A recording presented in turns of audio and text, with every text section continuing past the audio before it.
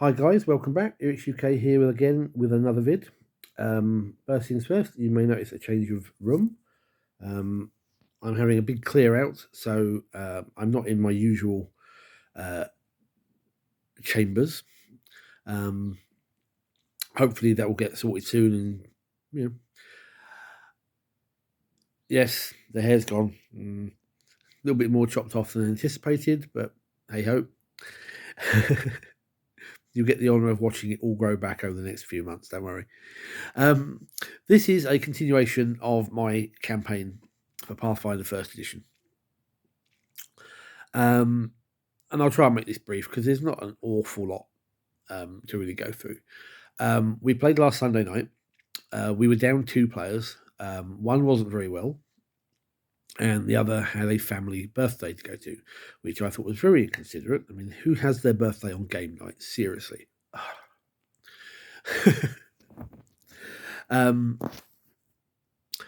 Truthfully, though, that still left us more than enough players to continue, so we did so.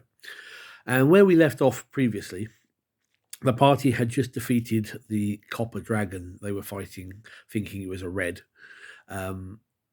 And the final death blow had basically felled the dragon, but the impact of the corpse hitting the floor basically shattered the stonework, and they all tumbled into the darkness, which is where we left it. So when the party comes around, having taken some small damage from the fall, we decided that the 2 characters that weren't there, which was our cleric and wizard, which would actually come to bite them in the backside, were heavily unconscious and would be out for the duration of the session, unless we really needed them. So the catfolk shifter, who had a natural climb speed, dragged them up to the top again, put them somewhere safe, because they'd found at the bottom of this there was a couple of passages leading off, and they were quite interested to see if there's any more treasure. They rounded up what they got from the dragon, which wasn't a lot, and this was a little bit of a concern at some point during the session, because I'm a fan of using random treasure. I like that from the old days of basic D&D and AD&D. But the tables for use doing that in Pathfinder come from Ultimate Equipment, and it's very, very stingy. So they are actually well behind where they should be, treasure-wise. Pardon me. So I've decided to sort of up that a little bit in future. Anyway, so they go exploring down one particular tunnel. It gets very, very hot. Some of them get a little bit fatigued from it.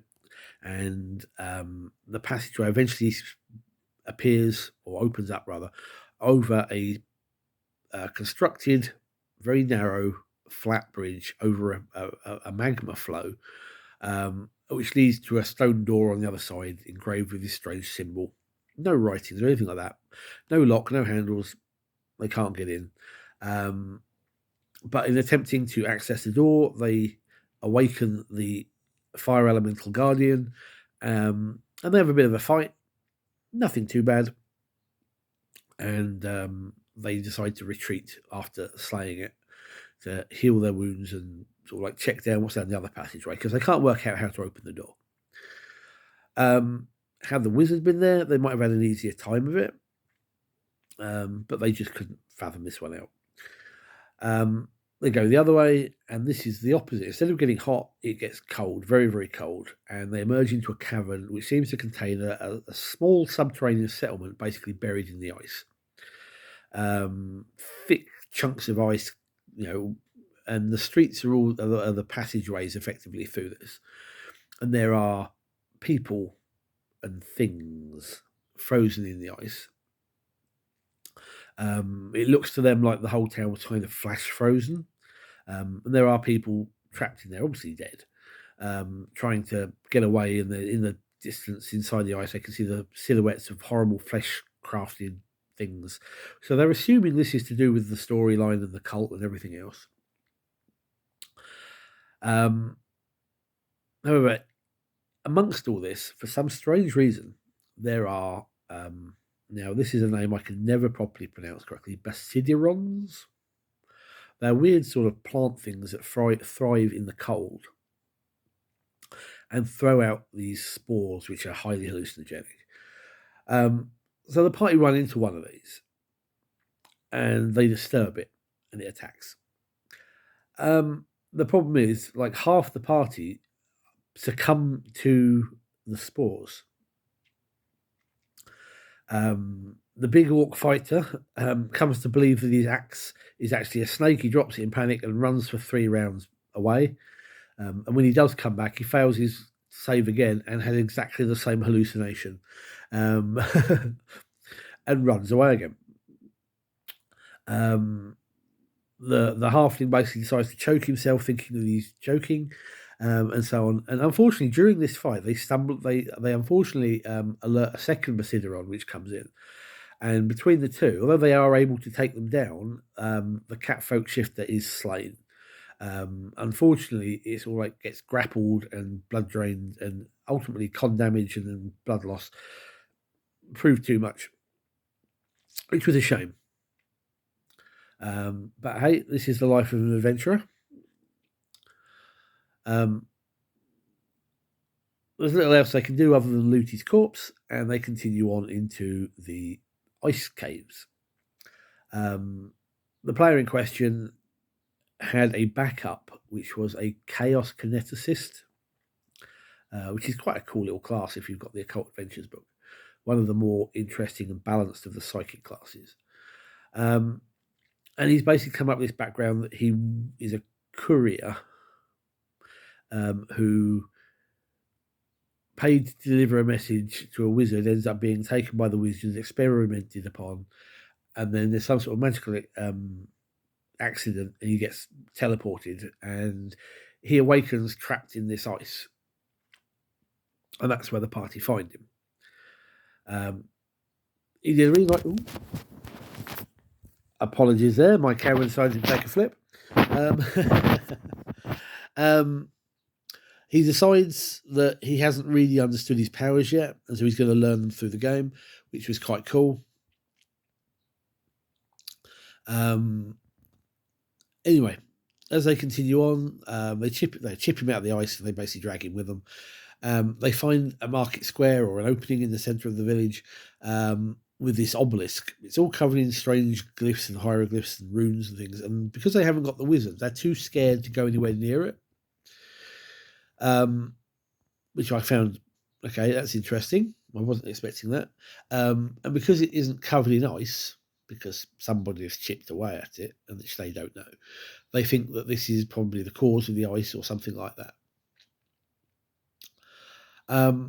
So the party had been, or the players, I should say, had been asking recently about a bit more information. They felt they were not quite getting enough. So I used this as an opportunity to provide that extra information that they missed had they explored the Chateau de Aeons a couple of sessions previously. If they'd done it properly, but so they find a ground floor cottage, which is the entrance of which has been cleared of ice, and somebody's obviously gone in there. And they find that I'll say stocked with dried rations, and there's fresh water and clothes and stuff like that. And they can find these journals and books and things in a little alchemical lab. And it seems to be the son of the head of House de Aeon, back well before the house was raided for cult activities. And it turns out that his father wasn't interested in pursuing these primordials too much.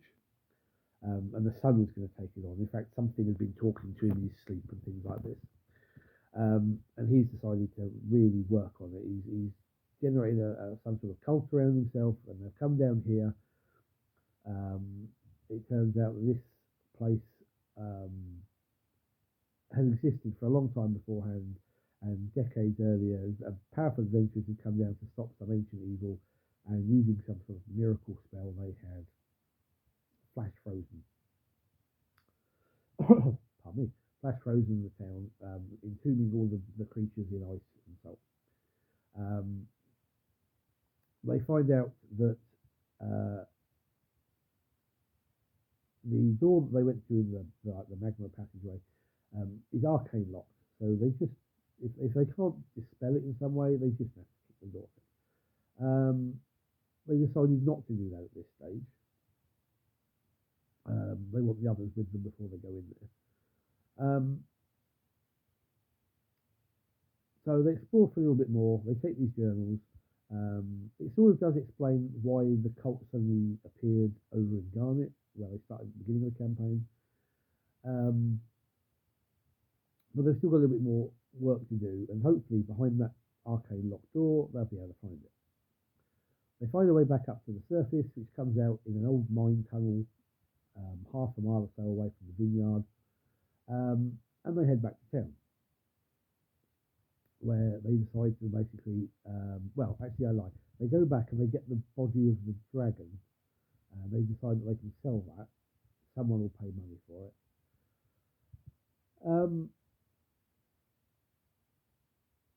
They get a cart from the mine and off they go.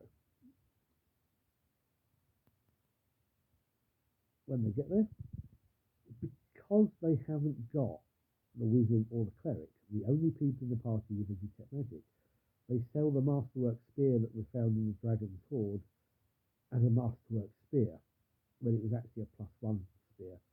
And they only realise this when whoever's bought it suddenly sort of like swings it through the air and it slices through some brickwork on the side of a building, and then they kind of go, "Oh, okay, well, too late."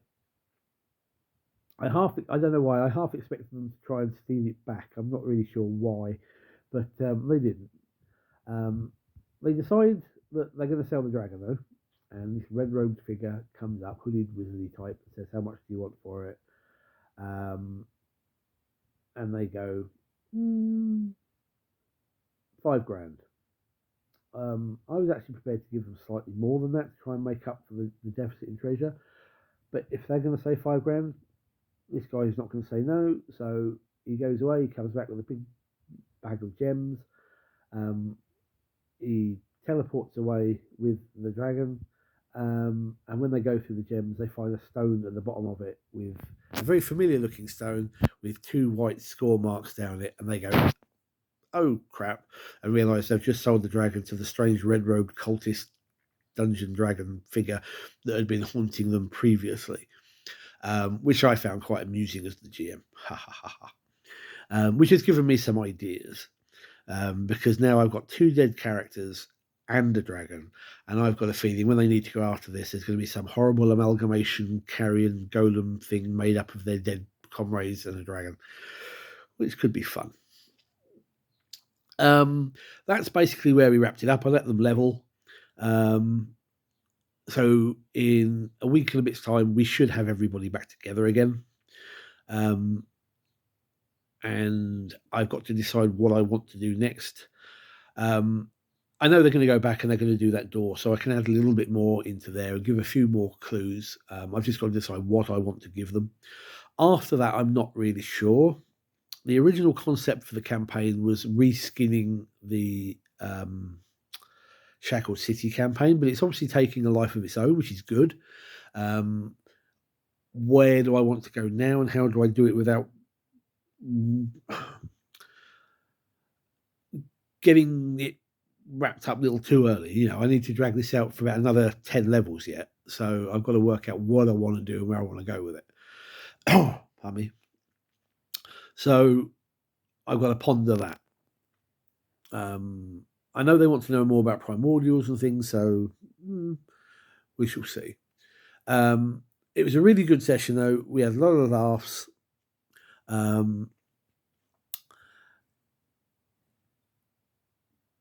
It's a shame about the loss of the shifter, but these things happen, and sometimes, although I want characters to survive and get through it, after I've played too many campaigns where basically it starts off and by halfway through you've lost all the original party members, and then there's no sort of impetus to carry on because the new characters don't have that initial oomph to do it.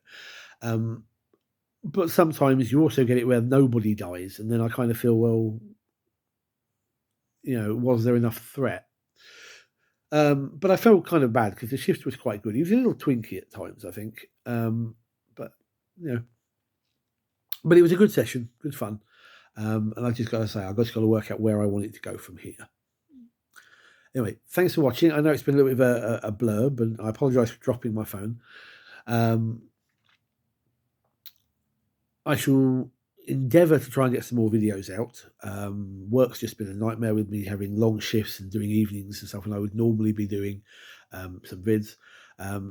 So hopefully over the next couple of weeks I can get back to a steady schedule with a couple of vids a week. Anyway, thanks for watching, guys. If you enjoyed it, give me a thumbs up. Yay. And if you enjoy the channel, please subscribe. It really does help. Until next time, take care. Good gaming.